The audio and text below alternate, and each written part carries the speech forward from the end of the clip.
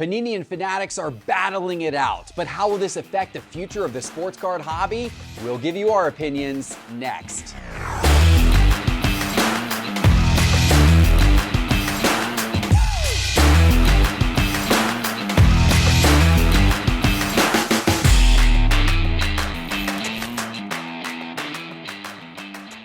Hello, sports card investors, and welcome to another episode of Cards on the Table. And gentlemen, it feels a little warm in here today. Is this the heat from the massive lawsuits that Panini and Fanatics have filed against each other over the last week? We got a lot to break down today. We're also going to be talking about Joe Burrow versus Jalen Hurts. Who is the better investment? What cards were hot at the National? And if there are too many autographs on cards today. But first, we're going to get into the Panini Fanatics war. Ben, welcome to the show.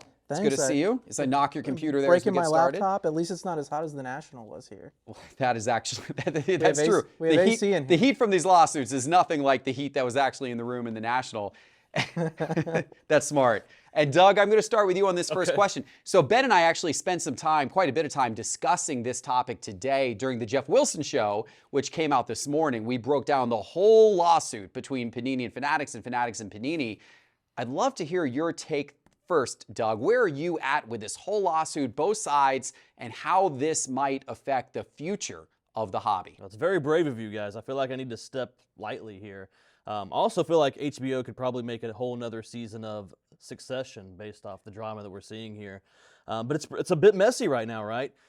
First of all, I'm not an attorney. I have no expertise in reading through legal documents and don't have the patience either for that probably. But that's not going to stop you from giving your opinion on it. Well, so what it's done is it's made it to where my opinion is based on other people's opinions. Okay, so I'm reading other people's opinions, listening to you guys on the show, and that's kind of where I'm getting my information. And so, you know, some of the stuff I'm thinking might be a little biased, but what I do know is it's not great, right? I mean, this is getting really messy. We've seen Panini say some things that almost seem to be somewhat self-incriminating if you look through some of that stuff. Talking about conditions of cards and things of that nature that, quite honestly, you know, they're not holding up their end of the bargain. Yeah, there was a little bit of surprising stuff in there when they talked about how, you know, high-end cards should be in perfect condition. Pajama cards. A little odd, but okay. Some weird stuff Obviously in there. Part of some type of legal strategy, apparently. And now Fanatics has come back, and they are just kind of all out on the offensive. They seem to be very emotional in their response and just kind of attacking Panini as a business, talking about all the ways that their company is not very good and how they plan to be better as a company. And, you know, again, these are all things that just aren't very good for the hobby overall.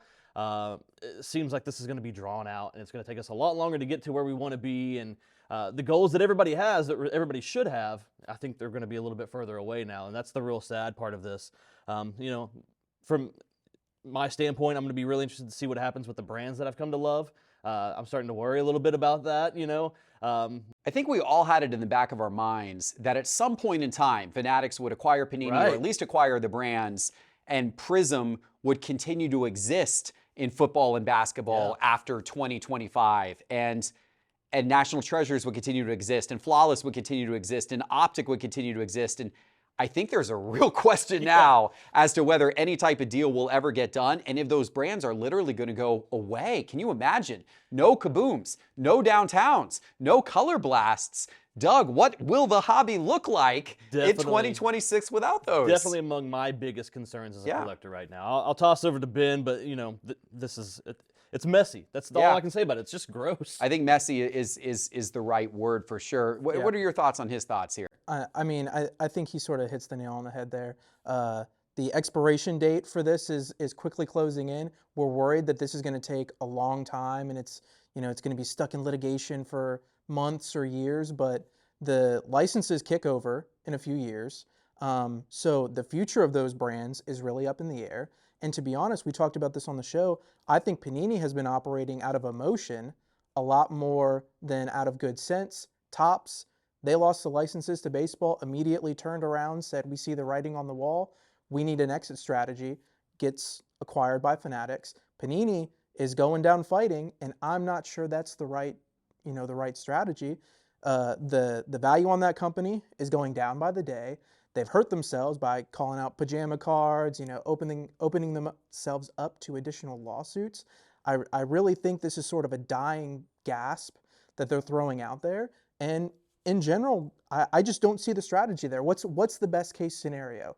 You're throwing a Hail Mary, but everybody knows that you're throwing a Hail Mary. I mean, you know, if they're successful, which I'm not sure the chances of being successful, but if they're successful, I guess the best case scenario for them is Fanatics loses exclusivity over the licenses and Panini is able to keep their licenses somehow with the leagues. Seems a little far-fetched, but you know what? They're backed into a corner and they're fighting like hell. I wish that they could settle. I wish everyone could get along. My biggest fear in all of this is that it's the collector at the end of the day that gets hurt. And in the Jeff Wilson Show, the new episode which came out this morning, it's on YouTube, the Jeff Wilson Show on YouTube. It's also on Spotify and Apple Podcasts. Ben and I talk extensively about the impact this could have on the collector and also what we thought about both lawsuits and what we eventually think will happen. So check out the Jeff Wilson Show for our full commentary on all of that. All right, guys, on a happier note, there are some amazing cards in the Pristine auction this week, including one of Aaron Rodgers' rookie cards, his 2005 Topps, and a PSA 10 with an auto grade of a 10. If you're a believer in the Jets this season, I think the Jets are going to be pretty good. I think that card could see some nice value increase this fall. And that right now is on pristineauction.com. What do you have your eye on? According to you, the most overrated player in the hobby, got a 2011 Mike Trout Diamond Anniversary. Nice that's a beautiful card. Nice auto on there. Yeah, that's a beautiful really card. Great card, but who knows? Those Diamond Anniversaries from 2011, those are pretty cards. What do you have your eye on, Doug? I like your Rodgers pick. You know, the Jets are on Hard Knocks this season, and that always seems to propel somebody into the limelight from the hobby perspective. So that could do it. I'm going to play the role of Teapot this week. I'm going with Barry Sanders. There's a 2021 Optic Barry Sanders PSA 10, and in honor of Teapot, wherever he is, I'm going to go with his guy. There you go. All of these cards right now are up for auction on pristineauction.com, and when you register at pristineauction.com, use promo code SCI for your registration code when you register, and they'll give you $10 in free credit to buy items in their auction. All right, guys, let's talk about Data Dive. So when Teapot was at the National, he recorded a Data Dive episode where he talked about which cards were hottest at the National based on his observations. And he named some names you would expect: Michael Jordan cards, Shohei Ohtani cards. I mean, I think those things were completely obvious. Yep. Then he said some things like Sam Howell was hot, Desmond Ridder was hot. That may have just been created by me, though, buying Desmond Ridders all over the show floor. That might have been my fault. Joe Burrow was hot. That's no surprise. There were some 90s inserts that were pretty hot as well. I'm curious from you guys, what did you see at the National, whether it was cards or otherwise, that maybe you thought was either hot or maybe surprising? Yeah. So honestly, the biggest surprise for me was what I didn't see. Very little Pokemon, very little Marvel, very little Star Wars. I had gone to the National with the hope of potentially getting into a 66 Batman #1. Didn't happen. You know, I think there was one guy on the show floor that had a few copies. Really wasn't interested in any of those. I have several 77 Skywalkers. I want to get into a graded version. Really didn't see anything there. Overall, it had a much different feel from some of the other larger shows that we've seen recently. And the non-sports stuff, there were a handful of dealers out there, but really, I was pretty disappointed. You know? Yeah, I think that's actually a really fair observation. I noticed that at previous shows, there were some dealers that had a pretty decent assortment of Pokemon. Not a ton, but there were Pokemon dealers out there. I didn't see any big Pokemon dealers this year. And I will say that I get that it's the National Sports Collectors Convention, but the National in Chicago 2 years ago, there was a ton of Marvel stuff. There was comics. You know, I feel like there were some sneakers. There was a lot of stuff that I was really excited about. Really didn't see a lot of that. I was at least happy to see a few more, graded Sports Illustrated magazines. I picked up a couple. Those were fun. There were a couple tables with Type 1 photos, Type 2 photos. There were. Stuff like that was really cool to see. I'm glad more people are getting into that. I didn't mind that it didn't have the non-sports cards because it is the Sports Collectors Convention, but it was different. What surprised you, Doug? Well, I'm glad Ben said it first because we have very similar takes, and I didn't want to be, overwhelmingly negative, but here we are. I didn't see every table at the show. Let me start with that. So maybe I missed something that, is kind of the opposite of what I observed. But I saw the same vintage tables over and over and over again. Look like just copy and paste vintage tables. Same 20 guys, 30 guys over and over. But same thing with Ultramodern. So Ultramodern, there's 30 to 40 guys, copy and paste. Every table that was selling Ultramodern had the same group of a few guys. the show was, what, 30-something% bigger this year? It was 30% more brands, more corporations, but it wasn't dealers. We probably had the same amount of actual sports cards or even less than the last Chicago National. It's an interesting observation. The corporate area did definitely expand out. Corporate area exploded. Probably a lot. I feel like I see a little bit more like memorabilia maybe than cards than I did at the last Chicago National, but I don't know that we have more cards this year and maybe even less cards overall. Interesting. This year. Yeah, that's true. The corporate area there were now 2 corporate areas, and one in each kind of main room. Yeah, those are good observations. On a positive note, what I will say is football. Yeah. Football cards are so hot right now. Like, what a shift in the market over the last few years where football cards have just risen to this prominence. And we were in the Card Kids trade zone, and that was almost exclusively what kids were trading. Agreed. Like football everywhere. Football was hot as could be. There were a lot of some of the classic GOATs too. I saw a lot of like Peyton Manning, obviously Brady, even some like Brett Favre and stuff like that. I was a little surprised. Yeah, it was cool to see. Also cool to see is this. Check it out.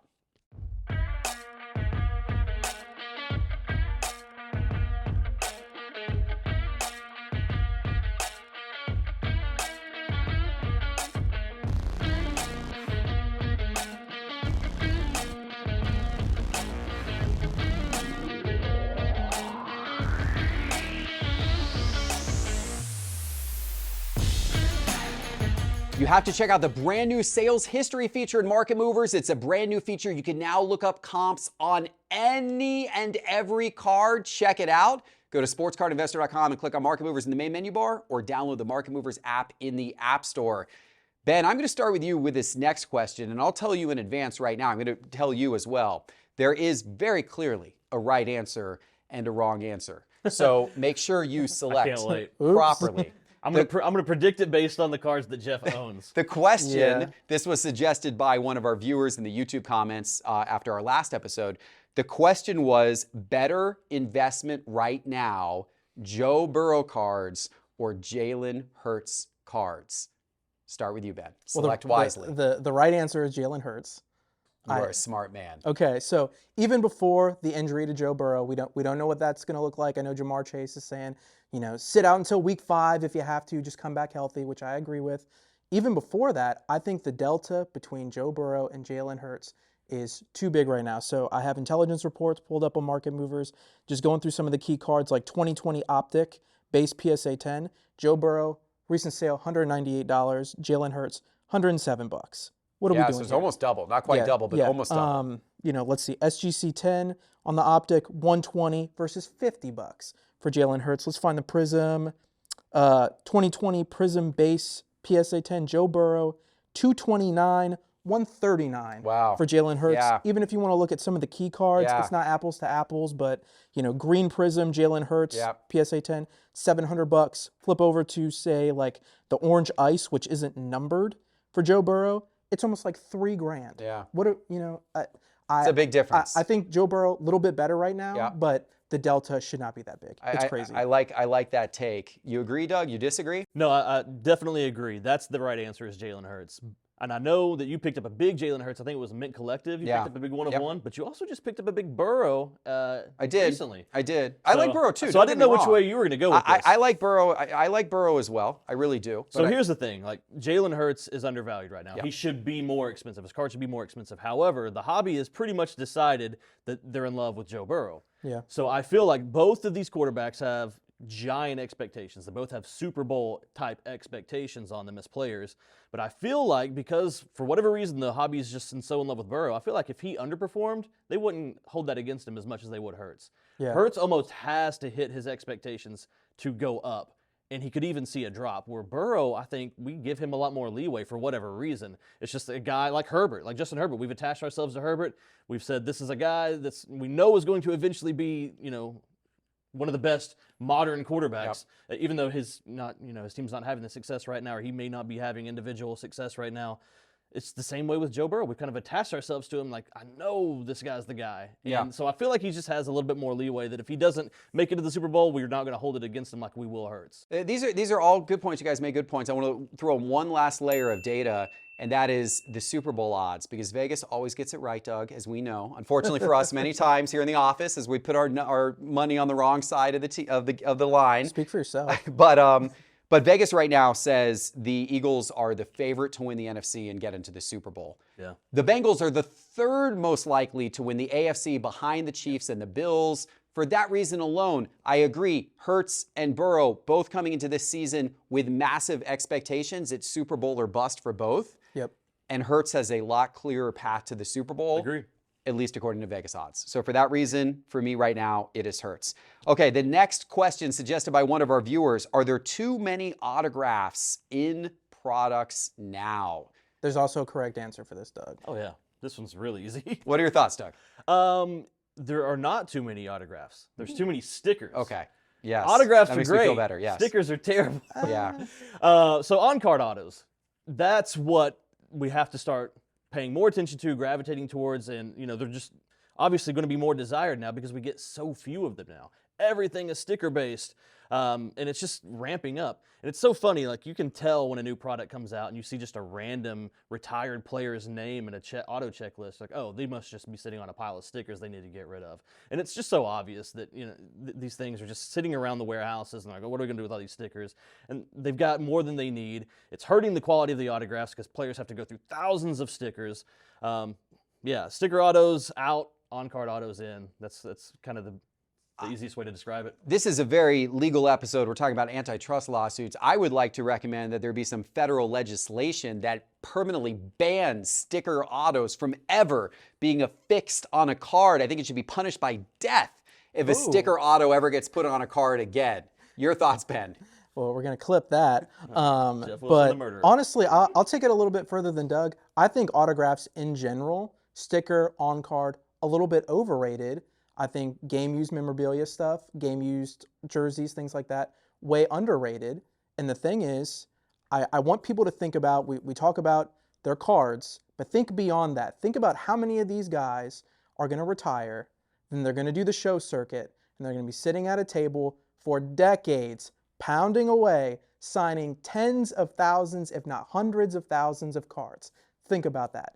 In addition to whatever they did during the Panini, Fanatics, Topps eras, whatever you want to lump in there, hundreds of thousands of autographs. There's a reason that you can get Magic Johnson autos for relatively cheap because he's got so many in circulation. Game use stuff, that's a completely different story. But in general, like, autos are cool. I will say autos are cool, but the premium that we put on those when you consider there's going to be a ton of them in circulation, I don't know. I just don't know. You got to hope for somebody like Joe Burrow who decides he's just going to stop signing partway through, his sticker sheets, and hope that some of these guys don't sign quite as much. But the majority of them, they're going to do the show circuit. What you have, it's special now. It's not going to be special in 10 years. It's a really interesting point. I largely agree with you. The one counterpoint that I would give is I think a beautiful autograph on card, a beautiful autograph on a really nice, clean, crisp card, sure, makes the card look better. Absolutely. So that's the one thing I would say in counter to that. I like autos, but I'm with Doug. I hate sticker autos. Guys, hopefully you liked the show. If you did, give it a like and give it a subscribe and go get Market Movers right now. Go to sportscardinvestor.com and click Market Movers in the main menu bar or download that Market Movers app from your phone, and we'll see you next time. Take care.